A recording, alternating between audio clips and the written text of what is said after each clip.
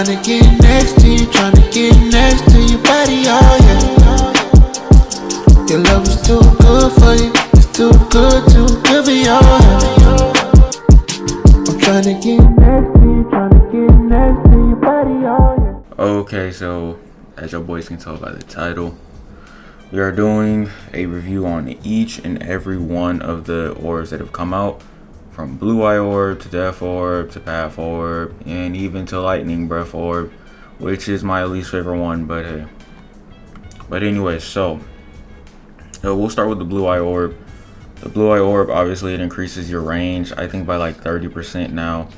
Your final range, I'm pretty sure, or your range in general, I'm not really sure, but the Blue Eye Orb is probably still a top 3 orb. I'll say it's number 2. The problem with the Blue Eye Orb in my eyes is that, actually there really is no problem. The Blue Eye Orb combined with Merlin is still really busted, so I'm gonna have to put that orb at either number 1 or number 2, but I'm just giving you guys a review of each one. So out of 10, I'll say the Blue Eye Orb is about at 10 out of 10 probably.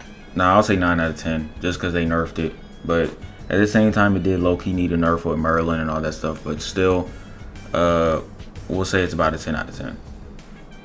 Death Orb is the next one. So this boosted Light Yagami, and basically with the R1 boost now, Light Yagami does 666,000 damage, which is insane. And then you add that on top of Merlin and he becomes pretty godly. So I would say that this orb is also a 10 out of 10 just because it made light meta again for infinite mode. I wish it could have decreased its cooldown just a little bit, but that would be absolutely insane. So rating out of 10, I'm gonna say that the Death Orb is a 10 out of 10.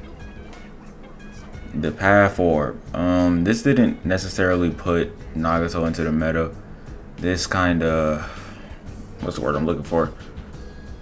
It made him viable, I guess, but it didn't really make him like crazy good. Now the fact that he's a hybrid is super good, but I mean, when you have units like Conan and Goku and all these other units, and even what's it called to an extent, Whitebeard, Mihawk, all those units, I just can't see.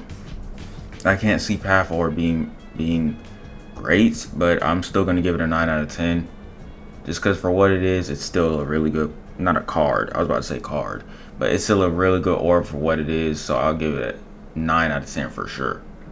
The Mira Orb or the Ace Orb. Now this is probably the worst orb. Honestly, this isn't a very good orb at all. Could have been way better. I don't know what they were, honest. I'm not gonna say I don't know what they were thinking, but Ace was probably just in a bad position just simply because he's single target and he didn't do a lot of damage. So they probably really did not have much of a choice here, because they still got to keep the game balanced. And then, you know, like I said, Ace just wasn't good in the beginning. So unfortunately, I'm gonna give this one a 3 out of 10. Not very good. Didn't even buff his range. Like, come on now. I'm sorry, but the Mira Orb is just not very good. The Quake Orb. Now this is the Whitebeard Orb. This is actually pretty good. I have to say, I don't remember, and I'll fact check right quick. But I want to say he did about was it 100,000 damage? You know, we're about to see for sure right now.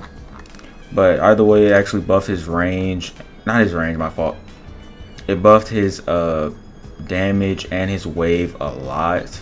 And while it doesn't make him meta, it does make him a lot better, especially when you take into account his cooldown is still pretty good. So I would say, let me see. So yeah, it makes Whitebeard, man.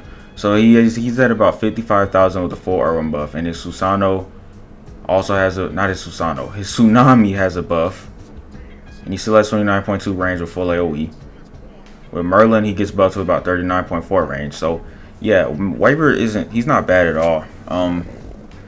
Yeah, I would say with the orb, while it doesn't make him meta, I would say it makes him pretty good, especially like say you consider the fact full AoE, 56,000 damage, and then the Tsunami, he's really just like a better Rukia by himself. And then you can take into account the waves. It's like okay, yeah, that's solid. But anyways, so let's talk about the next one, which is going to, okay, quick editor's note. That was not supposed to, Rukia is better than Whitebeard by themselves. So like Whitebeard without the tsunami is better than Rukia, but taking the tsunami into account, Whitebeard is better. All right, see you. To be the Mihawk Orb. So the Mihawk Orb, while this orb isn't bad at all, I'm gonna say yeah. I'm gonna say he's meta. I'm gonna say he's not meta, but he is pretty good though. So Mihawk Orb is gonna give him about 27,000 damage, and with a full Irwin buff. And he's gonna do 120 range. He add that with Merlin, and then he also has 3 SPA.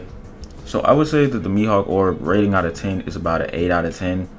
Only reason why I can't give it higher is because Goku is still in the game. Gogeta with the new Orb plus Merlin plus full Irwin buff is absolutely crazy, especially with his AoE. Instant meta almost. So as much as I like Mihawk now, I'm gonna have to put him. I'm gonna have to say that the Mihawk Orb is about a 7 out of 10. The Snow Orb. Now Rukia, as y'all should know, that's my favorite character in the game and in general. I just love Rukia, but unfortunately, the Snow Orb isn't very powerful at all. So, with that being said, I'm gonna have to say that. No. Let me rephrase that. The Snow Orb is very powerful. It makes her do 60,000 damage with 35 range and full AoE. So about 60,000 damage with a full Irwin buff. Plus she's full AoE with a 35 range, and she does freezing. But the problem with freezing is that it messes with your time stop. So basically, I don't know if it kind of delays your time stop or what it does, but it interferes with how time stop works. And therefore she just can't be meta for infinite mode. And I mean, yeah, you could probably use her. You could definitely use her for story mode. I can see that. But actually, yeah, you definitely can use her for story mode. She's doing 60,000 damage with the Irwin buff. You just infinite Irwin and you're good. But with only a 35 range and then a 6 SPA, I would say if they brought her SPA down to a 4, kept her damage the same, increased her range by like 5, she'll be solid. Now obviously with the Merlin buff, you gotta take that into account too, but still I would say that Rukia is not in a bad place but not in a great place. So I will say that she is a 7 out of 10, or the Snow Orb is a 7 out of 10. Lightning Breath Orb, we're down to this and then the Gogeta Orb. So Lightning Breath Orb costs 1,600 and you got to get 2,000 of 3 of those things to get it. Is it worth it? No.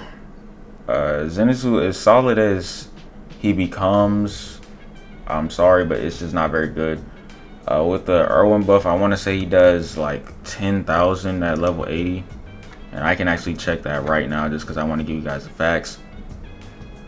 Yeah, so he does 10k damage at level 80 with the orb, which that's every 1.5 seconds. So you guys could say, you know, that makes him pretty good, but I'm sorry, with only a 20 range with a Merlin buff, and without a Merlin buff he's only doing 15.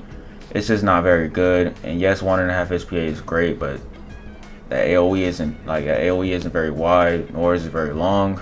So unfortunately, and then only 10k damage. Yeah, there are just so many better units. So unfortunately, he might as well be a single target unit, and I would rather play Gilgamesh before I play Zenitsu, unfortunately, just because Gilgamesh's DPS is insane.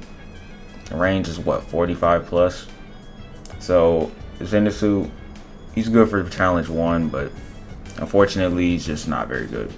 Now Gogeta is now the meta for infinite mode. With the orb at level 80, he does 72,000 with the Irwin buff. And then he, of course, y'all know his range, and with Merlin he does 108 range. So obviously, especially with you're considering how wide his AoE is, literally half of his circle is like almost like Netero. So taking all that into account, and then 72,000 damage with a full Irwin buff, you really can't, like, he's almost as good as Super Saiyan God Goku, if not better. The only thing about Goku is that he does 150,000 damage, so come on. You add a Blue Eye Orb to him with Merlin, and he's literally the best air unit in the game. But still, I would bring both of them if it's me. I would bring both of them if you could. Like I said, I don't really play a lot of infinite mode, but I guess it's just an opinion video. But besides that, so Rainbow Magic Orb, that's gonna easily give Gogeta a 10 out of 10. I don't think it's up for debates. And yo, if you guys want to see a part 2, please do let me know. Guys, let me know if you have your debates in the comments. Please try to be respectful about it, but I mean, shoot, I'm down for a debate too. You can always join my Discord. But with that being said, it's your boy Dyloh, and we out. No more, he swallow with all of my kids in the tummy. Boy, they take off on the jet land in London. I cannot stop this money, keep on coming. Put the banana in my shit, a monkey. Drippin' since a young and never been by me. Spin it out, cause niggas never had nothing. Like a wife, nigga sleep with that money. She my hoe, but I fuck on her buddy. Up an early nigga sippin' that money.